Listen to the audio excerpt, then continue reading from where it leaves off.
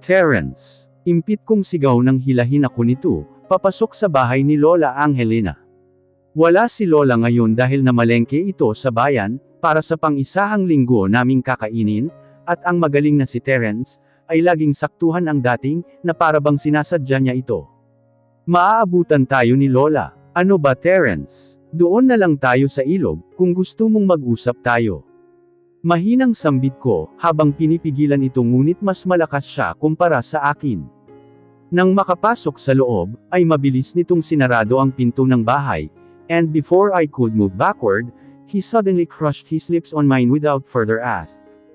Natigilan ako. Gulat pa akong napatitig sa nakapikit nitong mga mata na halos ikadulang ko.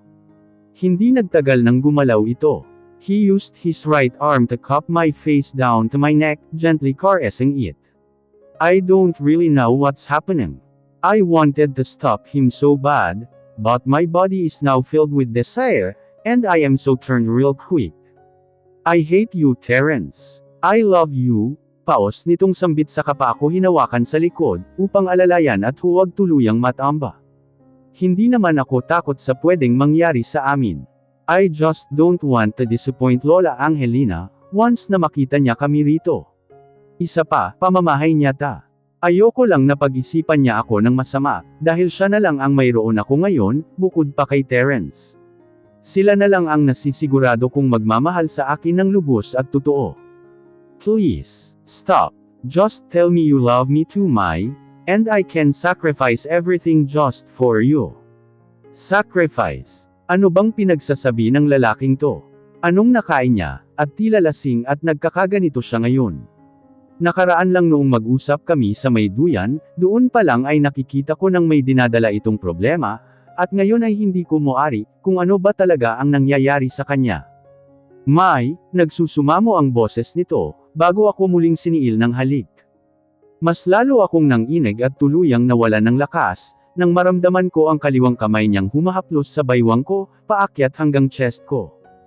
I love you too Terence. Pabulong ko nang bumaba ang kanyang halik sa leeg ko, dahilan para magtaasan ang balahibo ko sa batok. Hindi rin nagtagal nang bumalik ang labi niya sa akin, and with that, I responded to his kisses, sabik na sabik, mapaghanap ang uri ng halik niya, na para bang ito na ang magiging huli. Sa naisip ay sandali akong natigilan, kaya bahagya itong lumayo sa akin, kunot ang noong pinagmamasdan ako. He was looking at me intently, his eyes are actually burning with love and ultimacy. May problema ka ba? There, I finally said it. Iyon kasi ang nararamdaman ko sa mga nakalipas na linggo. He's always like this, sobrang clingy na parang ayaw na akong pakawalan. Tipong malingat lang ako saglit, ay hahanapin niya kaagad ako. Nakita ko ang pagtaas-baba ng kanyang Adam's apple, nakatitig lang siya sa akin, tila hirap magsalita at sagutin ang kaninang tanong ko. Terence, sambit ko sa kapahinela ang lelayan ng damit niya. I will always love you Mai, no matter what happen, okay? Always keep that in your mind. Iyon lamang ang naging sagot niya, hindi na ako hinayaan pang magsalita nang sakupin ito ulit ang labi ko. I bit my lower lip to prevent myself from sound, when he started caressing my belly. Kung may mangyayari man nga ay ito ang magiging una namin ni Terence at sa 3 taon naming magkarelasyon, ay ngayon ko lang maibibigay sa kanya ng buo ang sarili. That day, na naglabing-labing kami not knowing he will leave me after he took all of myself. So corny, mahinang turan ko habang nakatingin sa whole body mirror, na naroon sa kwarto. Mabilis kong pinahid ang luhang kumawala sa akin, pagakpang natawa nang maalala ko na naman ang nakaraan namin ng lalaking iyon. Hanggang kailan ba ako hahabulin ng alaalang yun? 6 years na ang nakalipas, pero bakit ang sakit pa rin? Bakit nalulungkot pa rin ako sa tuwing may isip kung linuko lang ako ng lalaking minahal ko ng sobra? Mama, saan ka pupunta? Pagtatanong ni Luna na naroon na ngayon sa paanan ko. Nakahawak ang isang kamay sa suot kong gown, na siyang kulay black at sobrang fitted sa akin, kaya kitang-kita ang kurba ng baywang ko, hanggang sa balakang at pangupo ko. Backless iyon kaya ramdam ko mula sa aking likuran ang lamig, may slit design din na umabot ang hiwa hanggang sa kalahati ng hita ko. I'm wearing a light makeup since magmamaskara naman ako mamaya. Allowed din kasi yun, ayon na rin kay Franz. Hindi ko yun pwedeng habarin, unless nagkasundo kami ng client ko na tanggalin ang mask. Bahagya akong lumuhad para magkapantay kami ngayon ni Luna. Pasado 9:00 na, ngunit hindi pa ito natutulog dahil na rin hinihintay niya ako, pero sa pagkakataong ito ay hindi ko siya matatabihan. Magwo-work lang si mama anak. Kaya rito ka muna. Mamaya ay dadating ulit si Manang Felicia para bantayan ka, paliwanag ko habang inaayos ang buhok nito. Mama, mamimiss kita, aniya bago ako niyakap sa leeg. Napapikit ako nang maramdamang mas naging mahirap pa sa akin itong gagawin ko. Walang kaalam-alam ang anak ko sa trabahong pinasok ko, nagsisinungaling ako sa kanya, at masakit iyon sa parte ko. Miss ka rin ni mama, behave ka muna. Matulog ka kaagad pagkaalis ko. Hinahagod ko ang likuran nito, hindi na napigilan ang sarili nang muling tumulo ang luha ko. Opo mama, I love you mama, I love you more baby ko. Nangingiti kong sagot saka pa siya hinalikan sa pisngi. Siya na lang talaga itong nagpapakilig sa akin. Sa tinura nito ay sandali ko siyang kinulit at pinanggigilian, ilang sandali pa nang marinig naming tumunog ang doorbell kaya wala sa sariling napahiwalay kami. Manang Felicia, tili ni Luna at nauna ng kumari pa ng takbo para pagbuksan si Manang. Sa suot kong 5 inches black stilettos heels, ay nahirapan akong maglakad, isama pa ang gown kong umabot hanggang sahig. Kumikinang iyon at may maliliit na beads banda sa may dibdib, kaya agaw pansin din iyon. Hawak ang itim na half mask at sling bag, ay dumiretso na ako sa pinto. Nakita kong papasok na si Manang, habang hawak sa kamay ang anak ko. Manang, kayo na po muna ang bahala ulit kay Luna. Bilin ko rito na agad niyang tinanguan. Oo hiha, walang problema sa akin ta. Mag-iingat ka. Bye mama. Nag-flying kiss pa ito, dahilan para matawa ako. Nang makalabas sa unit, ay doon na nawala ang ngiti ko, na para bang hanggang doon na lamang ang kasiyahan ko. Blanko ang mukha kong tinungo ang elevator, na mabilis ding nakababa. Sa front desk ay naabutan ko ang ilang kalalakihan. Namukaan ko pa ang ilan dito na siyang kasama namin noon ni Franz sa van. Nang masilayan akong palabas ng elevator, ay agad silang pumunta sa likuran ko. Nakasunod lang ang mga ito sa akin, hanggang sa tuluyan na kaming makalabas ng Demortel, at mabilis na sumakay sa itim na van, na kanina pa siguro naghihintay. Ang usapan kasi ay 9:00 kami aalis, pero nagbalik tanaw pa ako, kaya medyo natagalan. Kailangan din ay saktong 10:00 ay naroon na kami sa hotel, kung saan kami magkikita ni Third. Nang umusad ang sasakyan, ay doon na nagsimulang magregadan ang puso ko, ang lakas ng kabog nito, at para pa akong nabingi dahil wala na akong ibang marinig kundi ang pagtibok noon. Mariin akong pumikit, sandaling nag-isip ng mga pwedeng gagawin mamaya. Kung paano ako aktong ayos lang ang lahat sa akin, kahit pasukang-suka na ako. Hindi ko na namalayan ang oras, hanggang sa maramdaman ko na lang ang paghinto ng van, dahilan para unti-unti akong magmulat.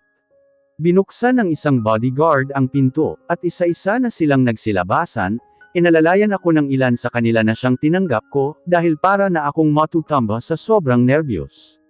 Huminga ako ng malalim bago taas noong pumasok sa loob ng Chadstone Hotel. It's now or never, deal is a deal.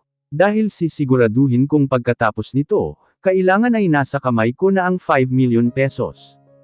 Nang makapasok sa loob ay diretsyo naming tinungo ang nirentahang unit, kung saan natitiyak kong naroon na si Third.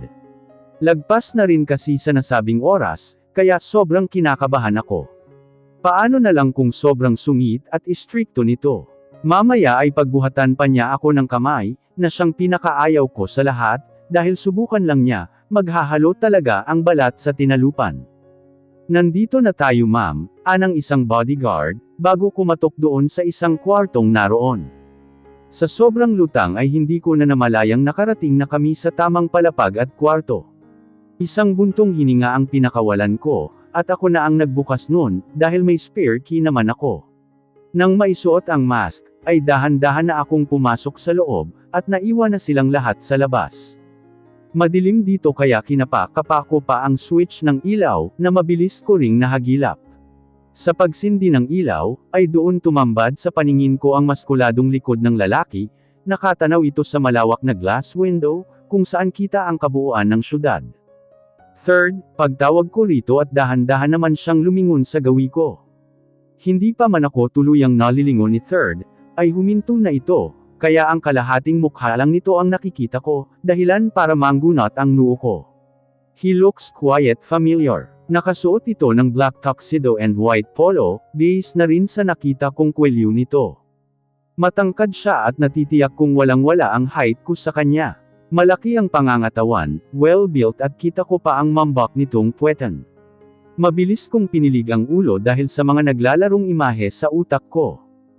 Come here, baritonong utos niya, dahilan para mapapitlag ako sa gulat. Doon ko natintong hindi naman pala siya ganoon katanda, tansya ko ay nasa mid-20s lang ito na siyang kaidaran ko lang din.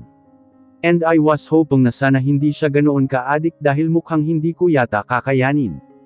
Although yes, may anak na ako, kaya anong karapatan kung mag-inarte?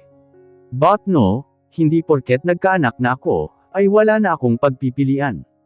Napahinga ako ng malalim bago sundin ang sinabi niya. Mabibigat ang mga paang nagtungo ako sa kinatatayuan nito, na hanggang ngayon ay ganoon pa rin ang pwesto. Ilang segundo lang din nang marating ko ang likuran niya, roon ako huminto at doon ay totoong napakatangkad nga nito. Na halos hanggang dibdib niya lang yata ako.